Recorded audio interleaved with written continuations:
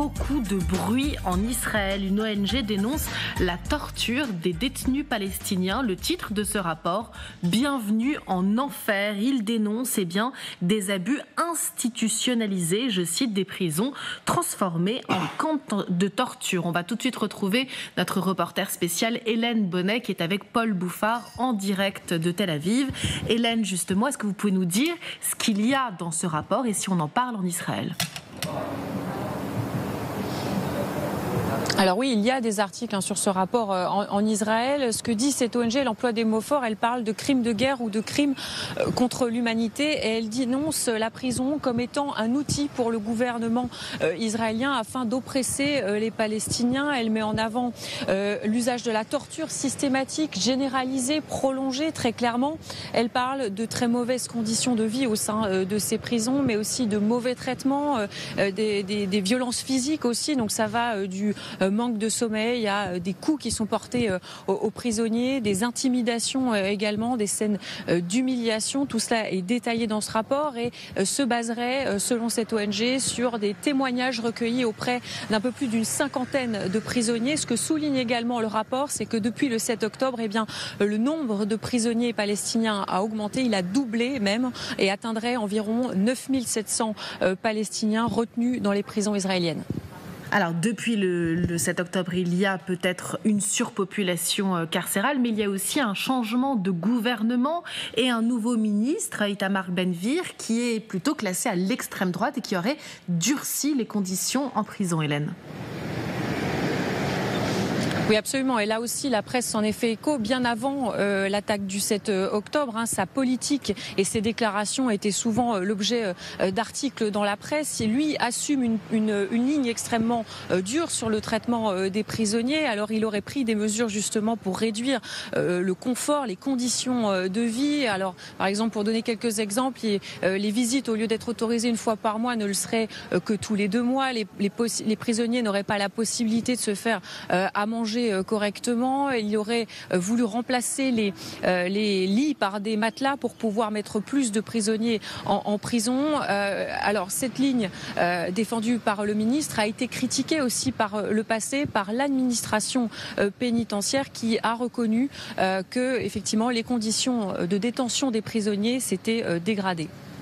Hélène, comment est-ce que la population prend ce rapport en Israël ? On sait qu'en général, elle défend son armée et qu'énormément de citoyens sont officiers de réserve de l'armée de Tsahal.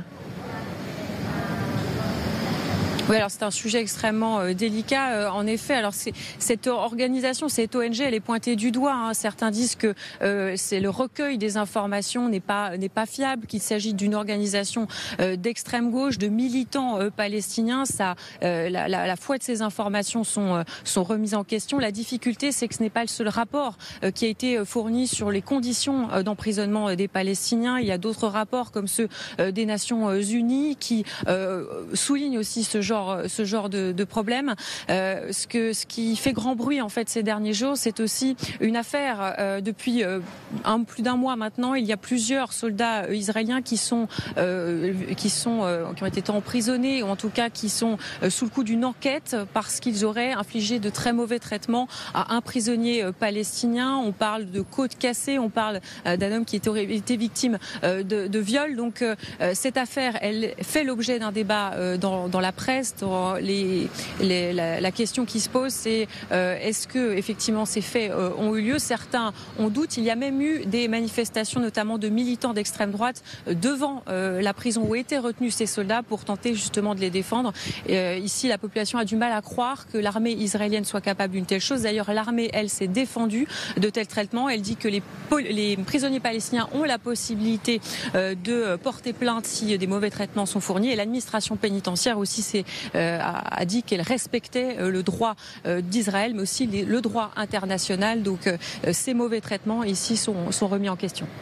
Merci beaucoup Hélène, en direct de Tel Aviv avec Paul Bouffard. Alors Rina Bassiste, tel que décrit ce rapport de cette ONG donc spécialiste de défense des droits humains, eh bien on dirait que les prisons israéliennes ressemblent un peu à Guantanamo, c'est-à-dire torture, etc. Est-ce que ça, pour vous, c'est une affaire à prendre au sérieux ? Mais bien sûr que tout le monde les prend au sérieux, ça c'est pas la question. Il faut d'abord souligner qu'Israël est un État de droit. Ça c'est très important à le souligner. Après, il faut aussi faire un peu les ménages ici parce qu'on parle de deux choses différentes. Il y a une question, et ça, c'est ce centre de détention Sde Eiman, qui abrite actuellement des centaines de Palestiniens qui étaient capturés lors de leur entrée sur le territoire israélien le 7 octobre.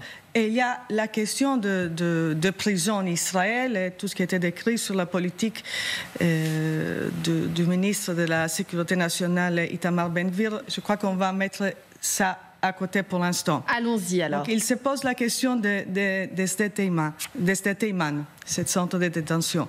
Donc un centre de détention où sont retenus donc des prisonniers palestiniens qui ont attaqué le 7 octobre, donc des terroristes. Exactement. Bon, pour l'instant, il reste quelques centaines là-bas. Il y avait pas mal qui étaient déjà transférés aux autres prisons, mais il n'empêche qu'il y a plusieurs centaines qui sont toujours incarcérés. Maintenant, il faut dire qu'en ce moment-là, aujourd'hui, il y a la Cour suprême israélienne qui est en train justement de regarder. Il y a une pétition, il y a une demande de fermer ces centres vu cet rapport et d'autres rapports qui ont apparu dernièrement pour la maltraitance de prisonniers palestiniens.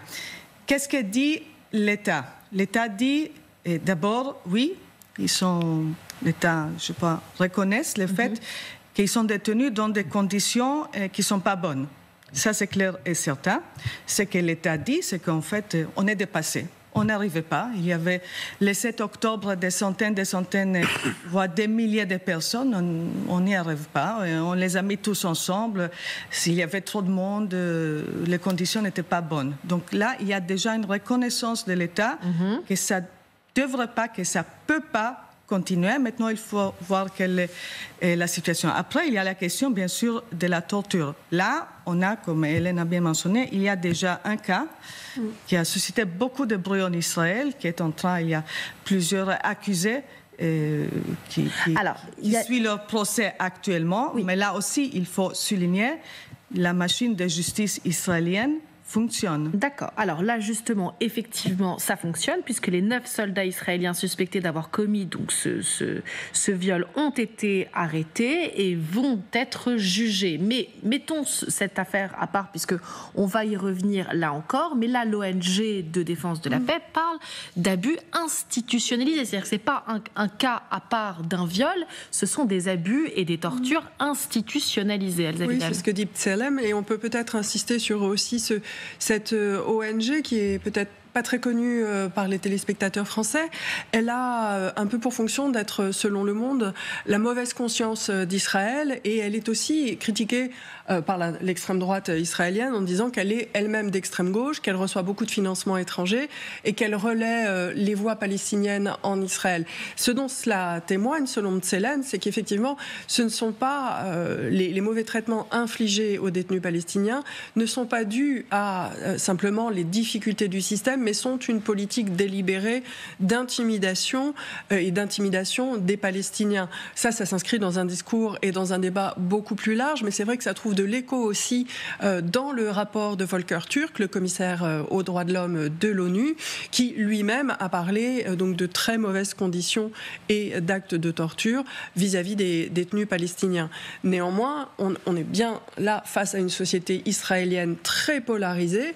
On peut espérer que les institutions vont pouvoir décider de manière sereine, mais il semble que le contexte ne soit pas du tout réuni pour une décision sereine.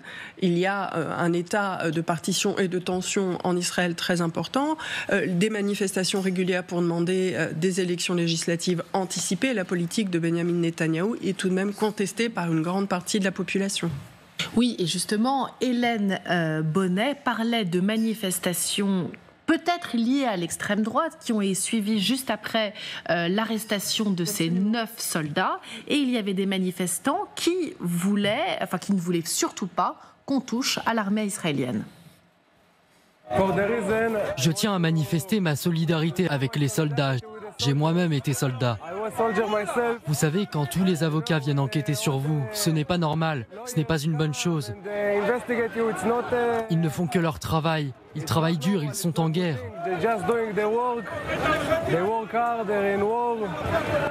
Voilà, la population a assez mal pris, en tout cas une partie de la population, ces arrestations. Et d'ailleurs, si on écoute l'avocat d'un des soldats qui a été arrêté, lui parle carrément de scandale d'État, si je puis dire. Aujourd'hui, j'ai rencontré mon client et plusieurs autres détenus et ils éprouvent un sentiment de déception, disent-ils. Qu'est-ce que l'État nous a fait? Nous a-t-il trahis? Claude Blanche-Maison, intéressant de voir effectivement ces mots de trahison, l'État nous déçoit, l'État nous a trahis, quand certains soldats sont arrêtés pour mauvais traitement. Oui, enfin, c'est vrai que la situation est quand même très particulière, puisque c'est une situation de quasi-guerre en réalité. C'est vrai aussi que Israël est un État de droit qui est reconnu comme tel, mais que dans la situation actuelle, il y a une polarisation de la société qui fait que il y a ces camps en effet où sont détenus des Palestiniens, qui sont probablement des camps surpeuplés où les conditions sont mauvaises. Ça a été reconnu par les autorités israéliennes. Il faut s'assurer que les gens qui sont dans ces camps ont accès à des visites familiales et ont accès à des avocats, qu'ils peuvent faire des recours. Tout ceci doit être vérifié et j'espère que la Cour suprême vérifie également que tous les détenus peuvent avoir les droits qui sont inscrits dans la Constitution. Maintenant, sur l'ONG en question, effectivement, elle est accusée d'être d'extrême gauche. Il faut aussi écouter, sans doute, l'argumentation du gouvernement et peut-être que la Cour suprême se manifeste.